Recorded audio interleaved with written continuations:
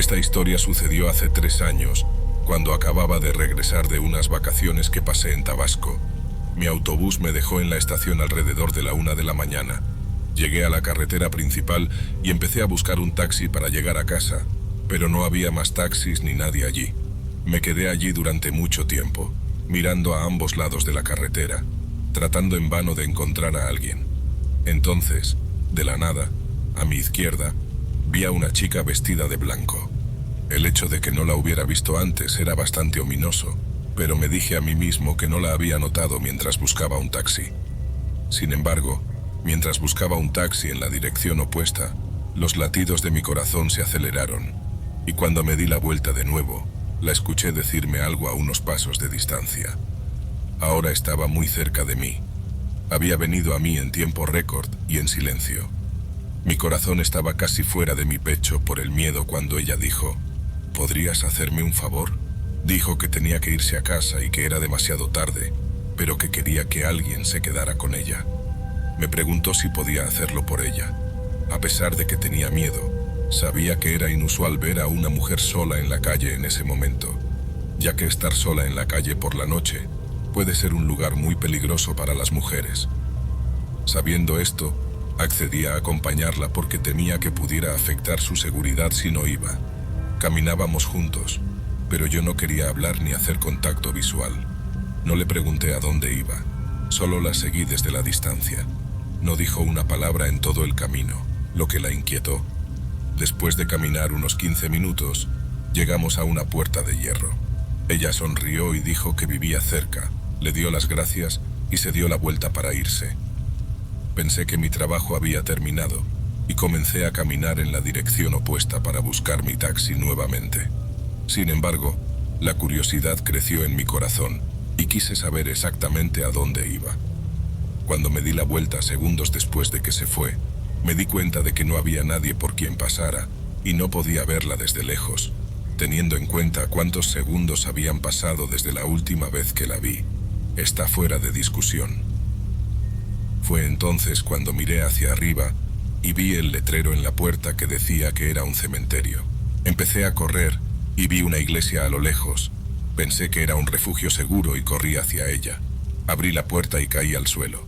El sacerdote pensó que yo era un ladrón y vino a recibirme con un palo. Cuando me vio en el suelo me preguntó qué había pasado y le expliqué todo. Él lo entendió y me contó esta historia.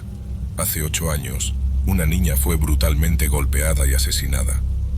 Su cuerpo fue encontrado debajo de un poste en la calle, que era el mismo poste que había visto antes. Su rostro estaba desfigurado, nadie podía identificarla y nadie vino a reclamar el cuerpo. No se presentó ninguna denuncia ante la policía y los perpetradores siguen prófugos hasta el día de hoy. Como nadie reclamó el cuerpo, los aldeanos la enterraron en el cementerio. Desde entonces, muchas personas han tenido interacciones con ella, algunas hostiles, otras pacíficas. Me alegro de que el mío haya sido pacífico y no creo que olvide pronto mi interacción con la chica de la noche.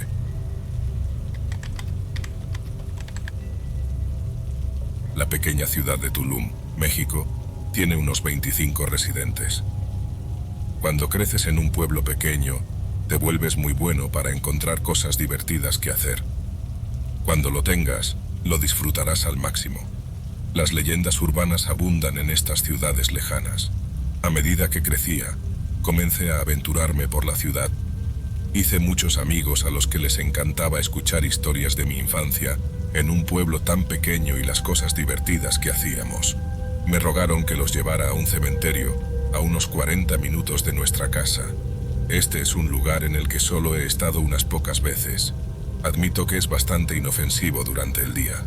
Conozco muy bien esta zona, he cazado allí y he hecho muchos viajes nocturnos, pero puede dar bastante miedo por la noche. Ahora permítanme ser claro, no creo en lo sobrenatural. Si sucede algo terrible, busco una explicación lógica. Si me cuentan una historia embrujada, pongo los ojos en blanco. Pero no hay explicación para esto. Una noche, unos amigos de la ciudad me llamaron. Querían ir a este cementerio y me pidieron que los llevara allí. Acepté, así que fueron a mi casa y nos fuimos como a las 20. Era mediados de otoño, por lo que estaba oscuro en ese momento. Nos quedamos allí un rato, fumando y hablando. Éramos 5 en total, y alrededor de las 22 decidimos irnos. Parte de la ruta es de asfalto y el resto de grava caliza. Estábamos usando el auto nuevo de un amigo.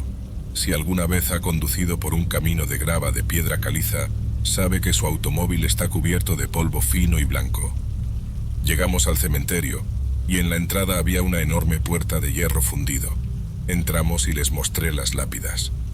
Era una lápida muy grande de principios del siglo XX, y tenía una frase muy aterradora como: «Donde estás ahora, yo estaba, y pronto estarás donde yo estoy». Es algo común que se encuentra en las lápidas antiguas. Mis amigos estuvieron de acuerdo en que era realmente aterrador. Me preguntaron si había pasado algo allí. Yo digo que no, excepto una vez que mi auto se sobrecalentó. Pero eso es todo. Ahora bien, esta lápida estaba en la última fila, mirando hacia el oeste, y a unos 50 metros hacia el sur, había una hilera entera de tumbas de niños pequeños, demasiados para que cupieran nombres en las piedras, que también eran pequeñas. Cuenta la leyenda urbana que si corres entre estas tumbas en zigzag, morirás. Un amigo comenzó a menospreciar la leyenda, diciendo que era la cosa más estúpida que había escuchado en su vida. Gritó que no tenía miedo de los muertos estúpidos. Yo dije: no sé, hombre. Siempre escucho que las personas que hacen eso mueren en una semana. Me llamó idiota, y empezó a correr entre las tumbas, y a mitad de camino dijo que no le importaba la supuesta maldición. No terminó el partido y regresó. Bromeamos con él, y le preguntamos si estaba realmente asustado.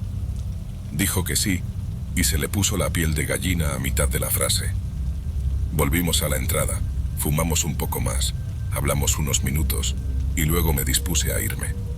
Todavía no he cenado y tengo hambre. A eso de las 11 de la noche regresamos a la ciudad. Hay un McDonald's en el lado sur de la ciudad. Estacioné el auto debajo de un poste de luz y ya estaba encendido cuando llegamos. Un amigo mío notó pequeñas huellas de manos en todo el coche, no menos de 20. Eran aproximadamente del tamaño de un niño de 2 años, pero no todos eran del mismo tamaño. Eran todos muy pequeños. Estaban en el maletero y en el techo, y podíamos verlos porque estaban marcados en el polvo blanco del camino de grava. Recuerdo que miré muy de cerca y vi las huellas dactilares en el polvo blanco, resaltando cada hendidura. Era la cosa más extraña que había visto en mi vida. No hubo explicación. Si las marcas hubieran estado allí antes de que fuéramos al cementerio, habrían estado cubiertas de polvo. No podíamos entender cómo un niño podía haberse subido a ese coche. No había niños alrededor. No había niños en el lugar donde vivía el dueño del coche. Intentamos pensar en una explicación razonable, pero nada tenía sentido. Le dije a mi amigo que corría entre las tumbas que tuviera cuidado. Hasta el día de hoy, si se lo mencionas, no escuchará una palabra, y saldrá de la habitación, o se enojará porque lo mencionaste, y han pasado casi años desde que sucedió.